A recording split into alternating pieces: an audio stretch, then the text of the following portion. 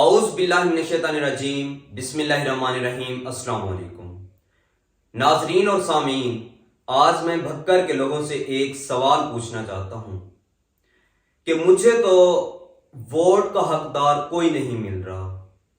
क्या आप बता सकते हैं ताकि समझने में आसानी हो जाए और फिर हम वोट उससे ही डालें?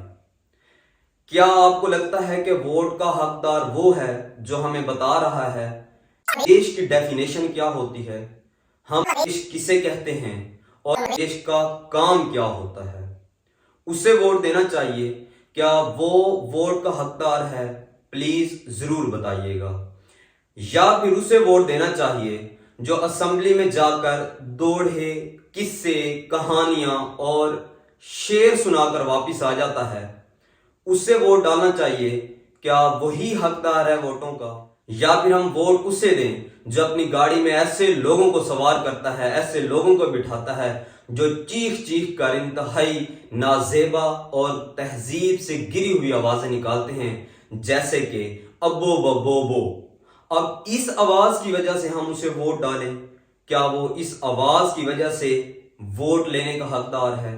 या फिर आप ही बताइए कि उस शख्स को वोट डाला जाए जो हमें बता रहा है कि गैरतमंद कौन है, बेगैरत कौन है। गाली देने वाले को वो गैरतमंद कहता है और गाली सुनने वाले को वो बेगैरत कहता है।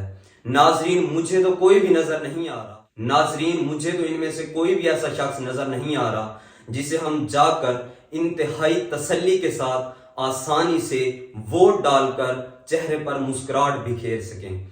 कोई भी ऐसा शख्स नहीं है जिसने हमें बताया हो कि यार ये मेरे पास रोड मैप है, ये मेरे पास लाहे अमल है, मैं इस डिस्ट्रिक्ट में ये सब करूंगा, आऊंगा, ये सब करूंगा, कि मेरे पास लिस्ट बनी हुई है, इस इलाका में इस चीज की जरूरत है, इस इलाका में इस चीज की जरूरत है, इस इलाका में इस चीज की जरूरत है।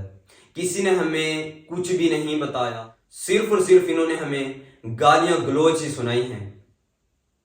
जो जितनी ज्यादा गालियां सुना रहा है वो उतना ही हकदार बनता जा रहा है।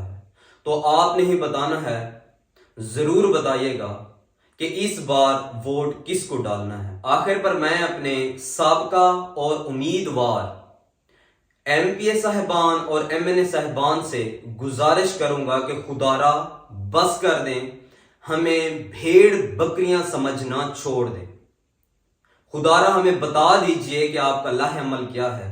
बदकिस्मती से हम आप लोगों के हल्का जात में आ चुके हैं, हमने वोट डालना ही डालना है। तो खुदारा आप बता दीजिए हमें कि आपका लाहे अमल क्या है।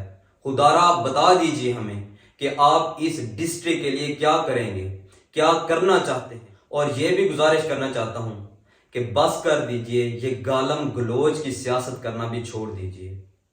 कोई लाहे अमल बताएं हमें, कोई तरक्की का रास्ता बताएं हमें। आप हमारे नुमाइंदे हैं। मैं बारहा कह चुका हूं कि बदकिस्मती से हम आपके हल्का जात में आ चुके हैं, हमने वोट देना ही देना है। तो खुदारा हमें बताइए कि आप लोग क्या लाहे अमल लेकर आए हैं, हम उसी के अकॉर्डिंगली आपको वोट डालना चाहते हैं।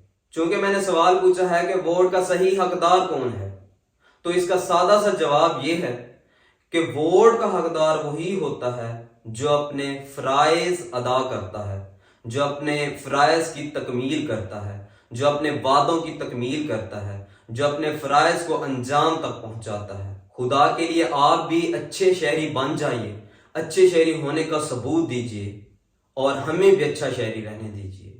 बेहतरीन तरीके से मसाइल का हल ढूंढिए, उन्हें हल कीजिए और इज्जत के साथ आकर वोट लीजिए। अब हम थक चुके हैं आप लोगों की वजह से, हर एक शख्स का गला पकड़ पकड़ कर, हर एक शख्स से लड़ लड़ कर हम थक चुके हैं।